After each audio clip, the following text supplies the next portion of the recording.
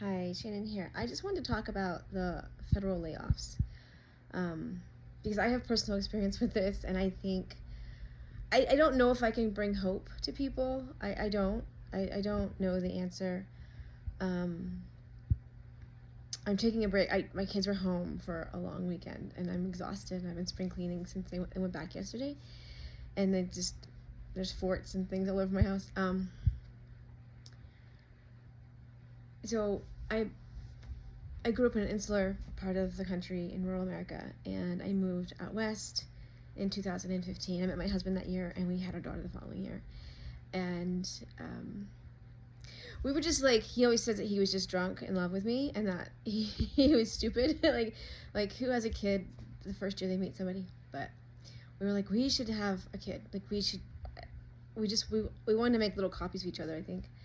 And so she was born in October of 2016. And oh my God, were we just so in love with her. I mean, with each other too, but like, it just felt magical, and we were just so excited. He was a biologist. He'll say he only air quotes, had a master's in master's in biology. I have a master's in education. I was a teacher librarian, so I have a master's in library science too. We both had done our due diligence to train ourselves to be professionals, right? We did everything quote unquote right. And of course, we know what happened in November of 2016. Trump was elected, and we were horrified, and we spent like 3 days we didn't sleep because, again, as a biologist, as a scientist, he knew that climate change was real, and like both of our families, they're both from very conservative groups. They were like, "Oh, climate change is a hoax," And he's like, "I'm a scientist. I study plants in the desert. Like, it's not a hoax." And so it was just it's a weird place to be for us because like I teach information literacy, like how to know good sources, and I teach people what sources they can trust. This is what I do. I do this. I would teach people with PhDs how to do this. It's what we did. And so it was really hard for us during that time. Our daughter, when she was 4 months old, he went to his boss's boss and said, "Hey, my wife wants to quit a job." I was a permanent employee. I'd passed probationary period. I worked for a state university, but I was nursing, and we know now she's a lip tie, and that affected her ability to take a bottle. Like, she just couldn't take a bottle for some reason, and I struggle with nursing. So we are like, I'll stay home with her, right? Because how is she gonna eat if I'm not with her all the time?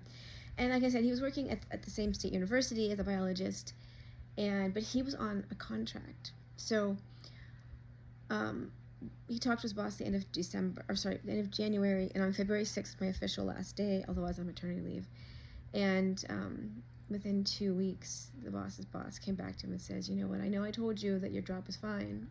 Everybody's on contract or term. It was just normal." He's like, "But we can't keep you on." Trump went after the USDA budget. He was like, "I'm going to take out 20% of this."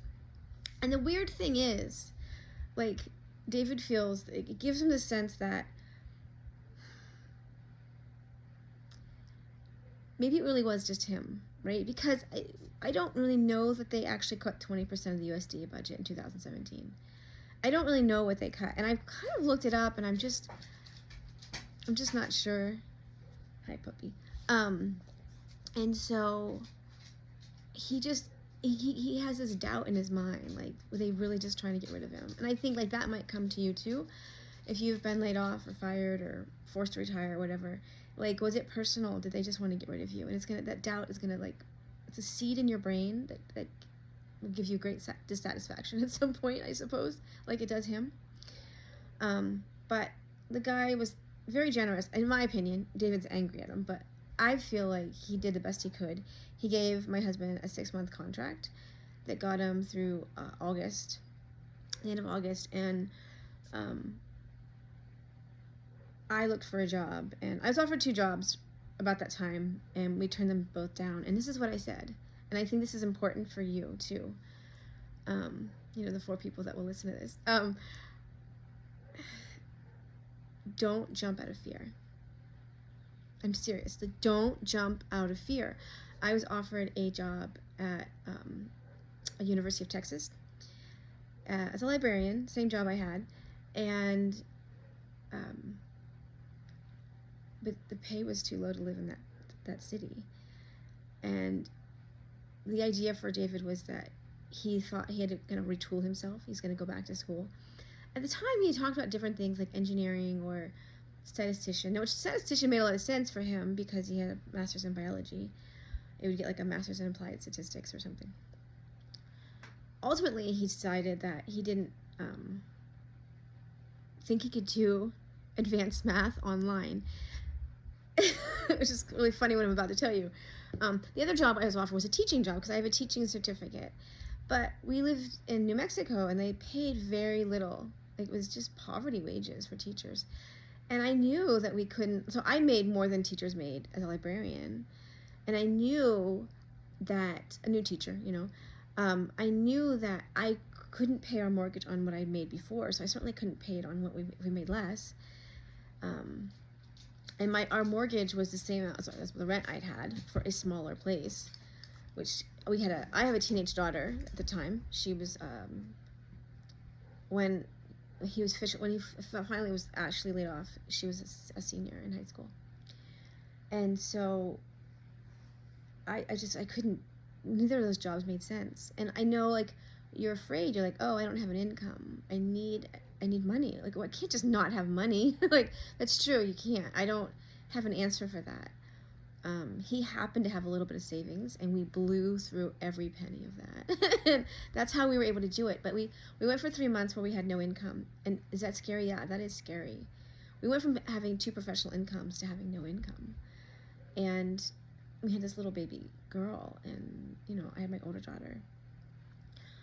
And so I told my husband, I said, I want to be an administrator. I want to be the director. I don't want some idiot who can't run a library to be in charge of me, because my boss that I'd had before that, like, she did no collection development, which is a huge issue if you're a librarian.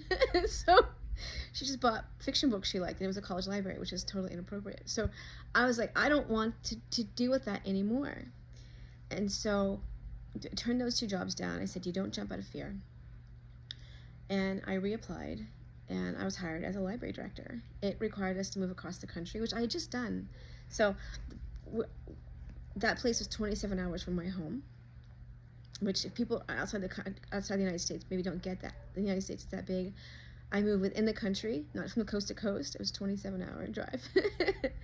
And so we moved about a 2-day drive. It was like 3.5 to 27 hours you could legitimately do in a day.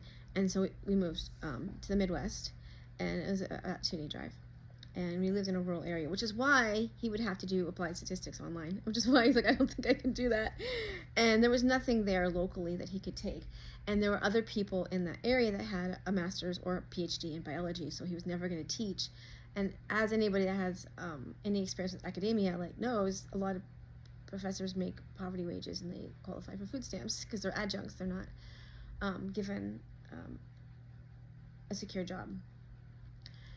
And I loved my job. I was really good at it, but my husband said, it's my other puppy coming in, he's like, I really want to go to medical school, which he told me that when he met me. We were in our 30s, and he had, as an undergrad, he had taken all the prerequisites for medical school, got a bachelor's degree in psychology, and he just didn't do it. I'm sorry, she scratched the floor. There's usually a rug there, and she doesn't know what to do. I'm spring cleaning, it's outside. And I was like, no, you can't go to medical school. We live in rural Iowa. No, it's not possible. And after 3 days of not sleeping, and I gave him my blessing, and I said, if I never have to see you awake at 3 a.m., anxious about the future, it'd be worth it to me. I'm so sorry, she's so noisy. She is pretty sweet. There she goes. There the other one is. And so he applied to 7 medical schools. He went specifically for DOs as opposed to MD programs because he thought he had a better chance of getting in because of his advanced age. Basically, at 40, when he started, he was twice the age of all the other students. He could have been their dad. And so it was a really hard turn for him. right? Medical school is really hard. And so he applied to, I think, 7, and he got into 1. And it happened to be in our hometown, or where we just moved from. And I was like, he had gone to the opening ceremony because it's a new medical school, and when it opened, I think it was before he met me. He always was thinking of it, you know.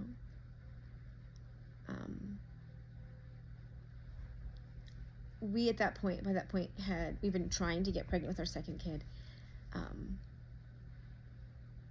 My daughter went to live with family back where we moved from, my parents. She didn't want to go to Iowa. And so I tried to get her to stay in New Mexico with that's where we were at, with a friend, because New Mexico has this really great, they call it the lottery scholarship. And so if you graduate from any high school in the state of New Mexico, you can go to college for free. You just have to keep your grades up. Great. You know, there's not a lot of schools in New Mexico. So I'm from Pennsylvania, and there's like hundreds of schools and a lot of private schools, you know, you could go. Oh yeah, like the private schools you can probably maybe even go to for cheaper because of the scholarships and grants they'll give you. Anyways, so we were in Iowa, and he gets into medical school in New Mexico, and we didn't know what to do. So I'm pregnant. I'm going to have the baby about 6 weeks after he starts. And we were like, well, we can't have no income. No income is unacceptable. We have to have an income. And so he defers for a year, and our son was born in, you'll love this, he was born in September of 2019. And so, you know what happens then, right? So I see a job for me in Arizona, and I'm like, nah, it's too far-fetched. So I wait, and it pops up again. They had advertised and didn't get any candidates they liked. And people don't want to live in rural Arizona. People don't want to live in rural anything, but like if you want to be a library director, live in rural something, and you'll be able to do it. And so the first library I ran, we had 4 or 5 campuses. I should remember that. They said it was bigger than the state of Rhode Island. The second one was in Arizona. It was over 21,000 square miles, and we had 9 sites and 4 full-fledged campus libraries. And so I applied, and I got it, and I flew to Phoenix the last week of February 26th. And so if you know the timeline of COVID, you know, I was in like the global hotspot like at that time. I came back, I was off the job before I even got back to my house. We took the job, and I started July 1st. And so when our son was 6 months old, we went into lockdown. I turned one library remote, and then back on campus, and then I moved to Arizona. My husband was in New Mexico. We were 6 hours apart. And the idea had been really that we would commute and like weekends and stuff. But because of COVID, everything was just insane, and it was like the most hellish year of my life. So I don't know if I would tell you if you were like, oh, you know what, I think I'll become a doctor. I feel like with AI and automation and all the things that are happening, we're in this huge transition period for humans. I always tell my students, and I would buy books on this topic, the jobs that you see today won't be here tomorrow. You know, it's gonna rapidly change. Anything that can be automated, anything that a computer or a machine can do, that's what's gonna happen. They're not gonna keep workers on. So medical, I think, is a really good field. That's what, from the literature I've read. Engineering, anything that's creative, AI is not there yet. I don't know how fast that it will be there. Songs written by AI are more popular. People seem to like them better for some reason. Lawyers, AI can do a better job, quicker, much quicker. So I think like it's a scary time, and I don't really have good advice for you. I would say don't jump out of fear. Don't freak out. There's a lot of options for doing like if you own a house, this is what we thought about doing. We could sell our house and live off the proceeds for a few years, maybe even the whole Trump presidency. And I said, well, wait, because right now he's in residency, so he finished medical school. It was really hard. If you have a family and you're thinking of medical school, you have to, whatever problems you have right now, they'll be magnified in anything like medical school or, you know, going back to your PhD or whatever. I feel like medicine's a good place to be. You know, you could be a nurse, and I think some programs are like 15 months, 18 months. It's a 2-year degree to be an RN, but some programs are accelerated. And they start at like 70,000. So I mean, like, that's a good option. You know, but like, you know, if you're 60, maybe you don't want to do that. For us, it was a really hard road to choose medical school for him. I ended up, after working 2 years in Arizona, I worked one remote and one there. I quit. They wanted me to work there, obviously. They wanted me to be on site. How can you run a library if you're not on site, right? But during those 2 years, we were largely remote anyways. By the time the end of my second year, they were back on campus. And what I do as a library director is a lot of databases and cataloging and things. I don't need to be on site to do that. Like, I'm supervising people that are running the libraries. So,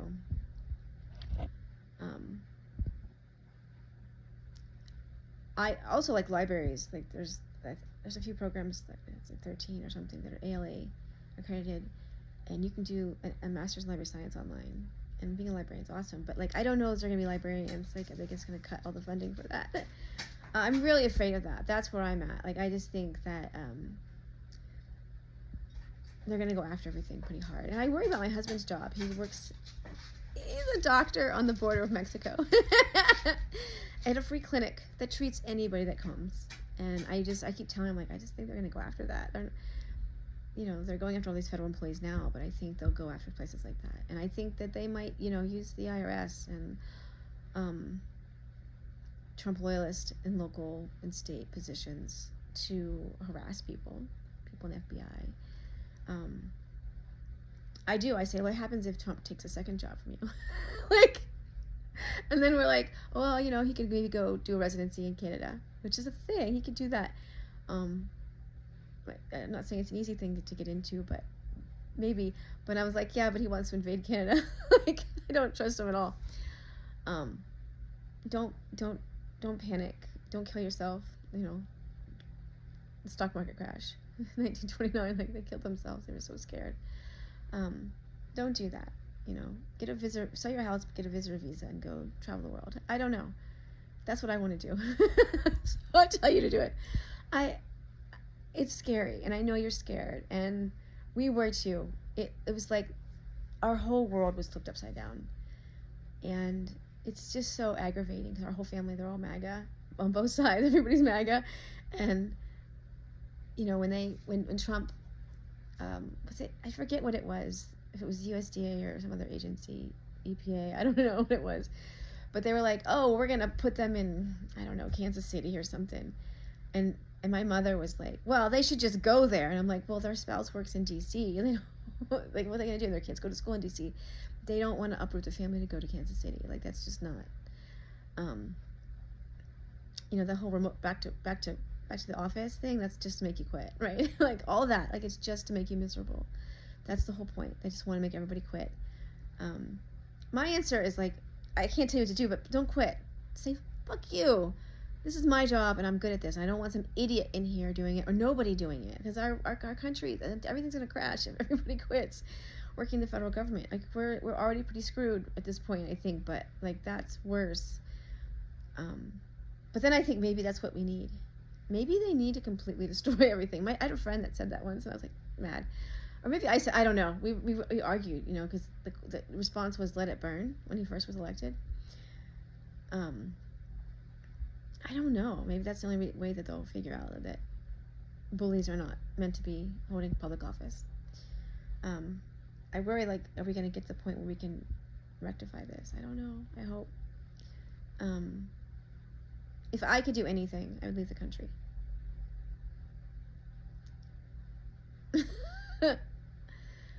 So I just don't want you to give up hope.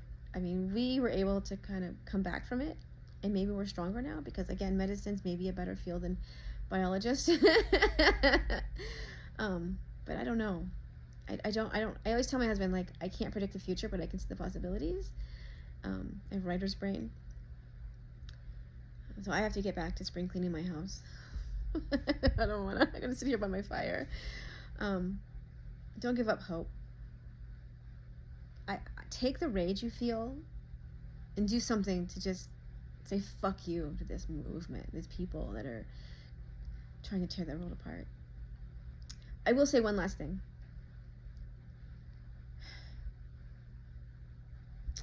I live in 3 rural areas. I have a pretty good feel for, and I spent most of my life in one of them. I have a pretty good feel for the people there. They've been hurting for a long time. No one likes to be called the flyover states. And popular culture is not kind to them. They are not stupid. Although voting for Trump is kind of dumb. He's obviously a criminal. How do you not know that?